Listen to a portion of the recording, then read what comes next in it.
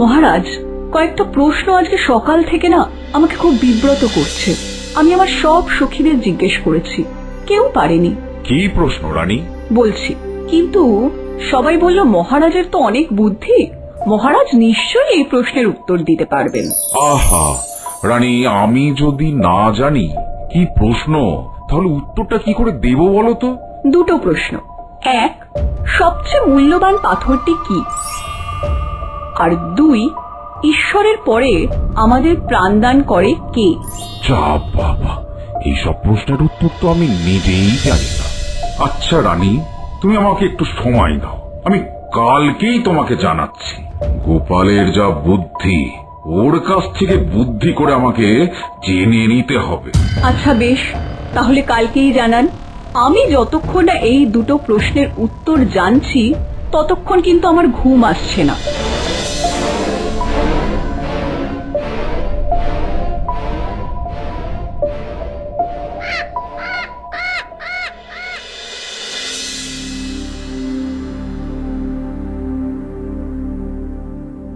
এ কি মহারাজ, আপনি কার জন্য এত চিন্তা করছেন? আমি তো কদিন থেকে আর করি না চিন্তা, সুযোগ পেলেই মনটা নাচে ধিনতা ধিনতা। রায় গুণাকর, তুমি একটু চুপ করো, আমি একজনের জন্য অপেক্ষায় আছি। বুঝে গেছি, ওই টেকো গোপালের জন্য। ও তো যা পেটু, ওর খেতে বসলে এক বেলা কেটে যায়। দেখুন গিয়ে, এখন হয়তো বাড়িতে খাচ্ছে। বেশি খেলে এই বাড়ে পেটে চর্বি। যত বেশি চর্বি তত তাড়াতাড়ি মরবি। আজ গোপাল এলে আচ্ছা করে আপনি পেঁপে দিয়ে করে চেপে দেবেন। হ্যাঁ, ঠিক বলেছ মন্ত্রী, গোপালের এই রোজ রোজ দেরি করা আর সহ্য হচ্ছে না। এই তো মহারাজ, আমি চলে এসেছি। গোপাল, তোমার এই প্রতিদিন দেরি করে রাজসভায় আসা আর চলবে না।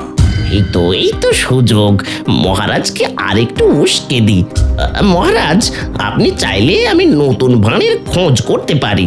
পয়সা ফেললে ভাঁড়ের অভাব হবে না। ভাঁড় খোঁজার নামে মহারাজের মাথায় টুপি পরিয়ে টাকা হাতানোর ধান্দা। গোপাল আমাকে আগে অনেক সাহায্য করেছে, তাই আমি গোপালকে একটা সুযোগ দিতে চাই। আবার কিসের সুযোগ? অন্যায় করেছে, শাস্তি পাবে। দিন, পেঁপে দিয়ে একেবারে চেপে দিন। তুমি চুপ করো, গোপালের আমি একটা পরীক্ষা নিতে চাই। কি গোপাল, তৈরি তো? আমি সব রকম পরীক্ষা দিতে প্রস্তুত মহারাজ। ওফ, এবার পরীক্ষা কেন? রাজসভা থেকে বের করে দিলেই তো ল্যাটা চুকে যেত। গোপাল, আমি তোমাকে দুটি প্রশ্ন করব, উত্তর দিতে পারলে ভালো, না হলে আজকেই তোমার রাজসভার শেষ দিন। কাল পর্যন্ত তোমায় সময় দিলাম। এবার প্রশ্ন দুটি বলি। প্রথম প্রশ্ন, সবচেয়ে মূল্যবান পাথরটি কি? আর দ্বিতীয় প্রশ্ন হলো, ঈশ্বরের পরে আমাদের প্রাণদান করে কে? কালকের মধ্যেই কিন্তু এর উত্তর চাই। ঠিক আছে মহারাজ, আমি ভেবে দেখছি। তাহলে কি রাজসভা যেখানেই ছুটি, সকালে সেদ্ধ ভাত, রাতে গরম রুটি। হ্যাঁ, ছুটি। এই সেই কখন থেকে দেখতে তুমি ভেবেই চলেছ? ভাবতেই হবে গিন্নি, ভাবতেই হবে, না হলে মহারাজ আমাকে মন্ত্রীর কথা মতো পেঁপে দিয়ে চেপে দেবে, মানে ওই রাজসভা থেকে তাড়িয়ে দেবে। তোমার ভাবনা তুমিই ভাবো। শোনো, আমি জল আনতে গেলাম, আর তুমি যাতাতে একটু গমটা পিষে দাও। মেলা বকবক করো না তো, আমি পারবো না। তাহলে থাক, আমি জল আনতেও যাব না, আর যাতাতে গম না পিষলে রান্নাও হবে না, এই আমি বলে দিলুম। এই তো পেয়েছি, উত্তর পেয়েছি। ও গিন্নি! আহা গিন্নি, রাগ করো কেন? আমি তো মস্করা করছিলাম। যাও যাও, তুমি একটু জল নিয়ে এসো। আমি এমন জাঁতা কলে গম পিষবো যে মহারাজ হার মানতে বাধ্য হবেন। যাব বাবা, এর মধ্যে মহারাজ কোথা থেকে এলো? ও তুমি বুঝবে না গিন্নি, তুমি বুঝবে না। যাও যাও, জল নিয়ে এসো।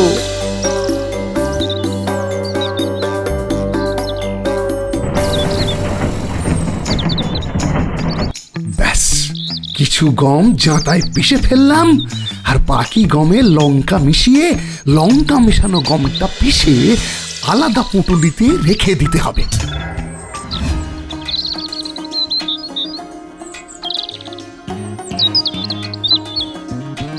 গিন্নি, বলি ও গিন্নি,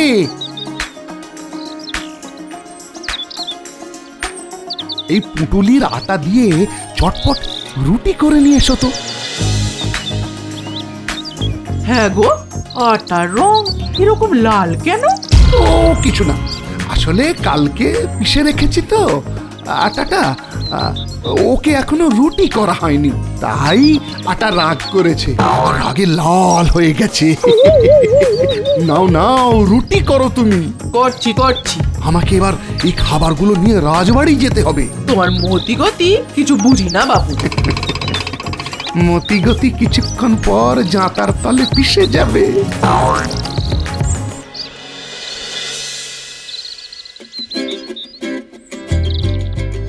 মহারাজ, আজ কিন্তু দেরি করিনি, বেশ আগে আগেই চলে এসেছি।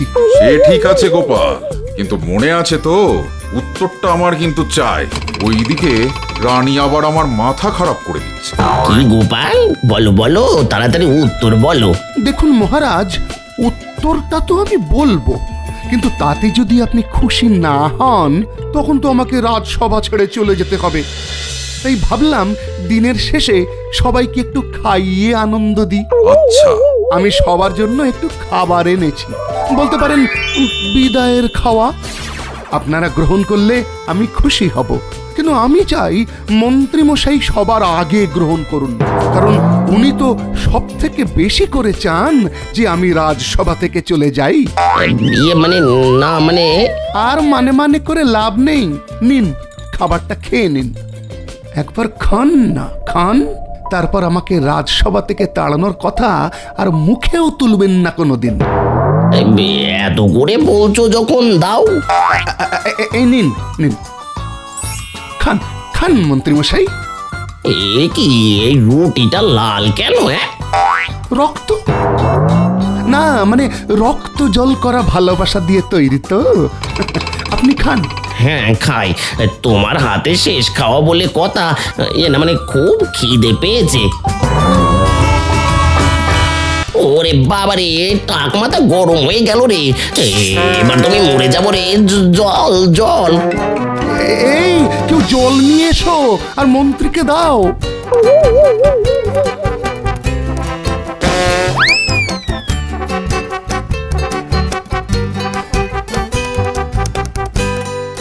ওরে বাবারে, ওরে বাবারে বাবারে, কি ঝাল, কি ঝাল রে। কেন মন্ত্রীমশাই? মহারাজ, গোপাল খাবারের সাথে লঙ্কা মিশিয়ে নিয়ে এসেছে। এ কি গোপাল, এটা তুমি কি করেছো? কেন মহারাজ, আপনার প্রশ্নের উত্তর দিলাম। এক, মন্ত্রীমশাইয়ের খিদে পেয়েছিল, উনি খেলেন, কিন্তু খাবারটা আসলো কোথা থেকে? খাবারটা আসলো জাঁতাতে গম পিষে, সেই আটা দিয়ে রুটি করে। তাহলে সব থেকে মূল্যবান পাথর হচ্ছে জাঁতার পাথর। কি ঠিক বললাম তো? হ্যাঁ। আর হ্যাঁ, দুই, মন্ত্রীমশাইয়ের ঝালে মরে যাবার মতো উপক্রম হয়েছিল, তাহলে প্রাণ বাঁচালো কে? এই জল। জলই ঈশ্বরের পরে আমাদের প্রাণ দান করে, তাই জলের আরেক নাম জীবন। সত্যি গোপাল, আমি পণ্ডিত হয়েও স্বীকার করছি তোমার মাথায় বিশাল বুদ্ধি। আশা করি মহারাজ আমি মনে হয় আপনার প্রশ্নের যোগ্য উত্তর দিয়েছি। সত্যি গোপাল, তোমার বুদ্ধির জবাব নেই। আমি সব শুনেছি গোপাল। এই দুটো প্রশ্নের উত্তর আমি মহারাজের কাছে চেয়েছিলাম। তুমি এই দুটো প্রশ্নের উত্তর দিয়ে আমাকে শান্তি দিলে। গোপাল, তোমার পুরস্কার হিসেবে আমি তোমাকে একটা রাজবাড়ির ঘোড়া উপহার দিলাম, যাতে তুমি তাড়াতাড়ি রাজসভায় আসতে পারো। ধন্যবাদ রানীমা, ধন্যবাদ মহারাজ। আমাকে ঝাল রুটি খাইয়ে গোপাল বাজিমাত করে দিল। হ্যাঁ, গোপালের চাল, রুটির মধ্যে ঝাল।